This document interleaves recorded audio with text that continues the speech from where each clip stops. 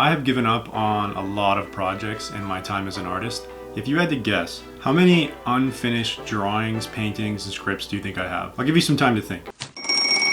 So if you guess anywhere in the vicinity of like 900 million, then you would be correct. But there is one project that I saw through until the end, and that was my final project in college.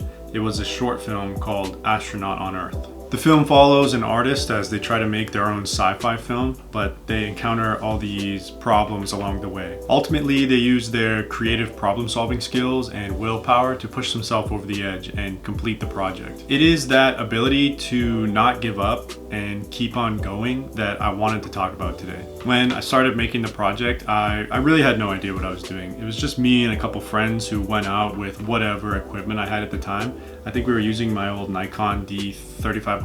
No audio equipment.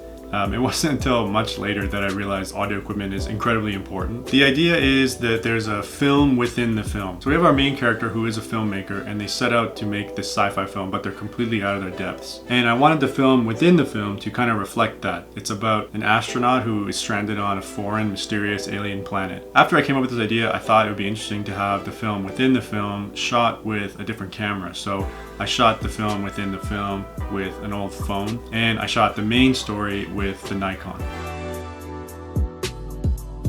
The film starts with our protagonist receiving the final piece of equipment that they need to make their film. After gathering the equipment, they set off into the woods and begin to shoot. Things go well at first, and the first shot of the ship flying through the air looks really good. They're satisfied, so they move on to the next setup. The next shot is the astronaut running through the woods away from this alien that has found him. So they set up the rig and run as fast as they can towards the lever.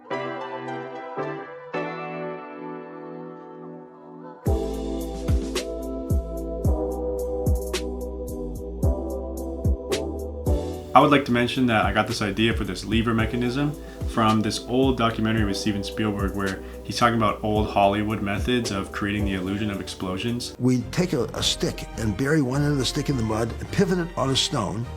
The kid that was acting as a soldier who was supposed to get blown up would run up to that thing, step on the other end of the stick, flip the mud in the air, which looked like an explosion, and fall on its face and contort and roll over and all kinds of stuff like that. I just wanted to clear that up because I know there were some people confused as to what the character's goals were in this scene, and it is also kind of cool if you ever want to try that out yourself. The next scene requires a costume change.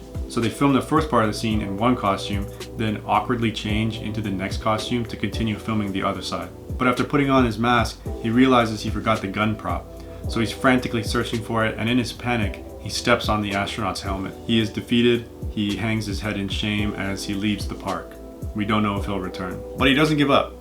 He returns to the woods with new equipment that solves all the problems that he encountered the first time. When he failed the first time, he got the costume all muddy.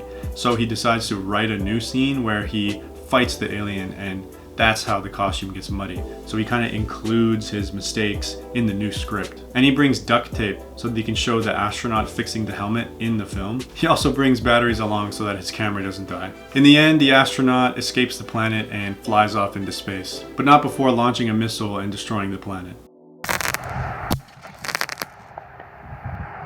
So what went wrong? I want to say we shot about 95% of everything we needed, but when I was in the edit, there was just something missing, and I couldn't really put my finger on it at the time, but I feel like I'm more aware of what I was feeling now. I think I was embarrassed by what we shot. I think I was being incredibly critical of my own art. I felt that we had failed, and it was such low quality that it wasn't even worth finishing.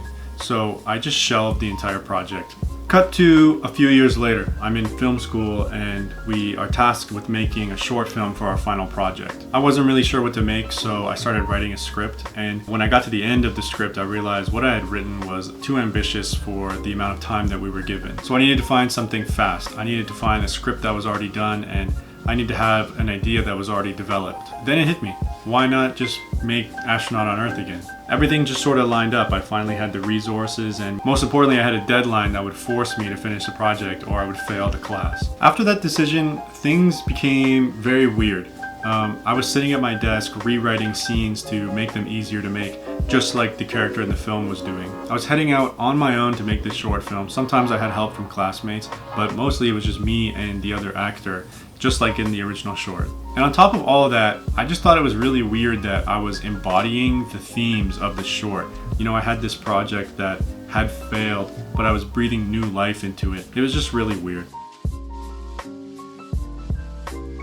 We see our character receive a package in the mail, but this time it's a new camera. She goes off into this park to shoot her movie and starts with this really fun forced perspective shot where she comes out of her spaceship for the first time. I actually have some great memories of this shot because I was crouched down in the snow, and I don't know if you know anything about Canada in January, but it's cold. She moves on to film the lever scene and she fails, breaking the plank of wood in the process. I did some more forced perspective stuff here, and that was a little easier to coordinate than the last one. It's just like a stand with a stick, and I taped the cardboard cutout of the alien to it.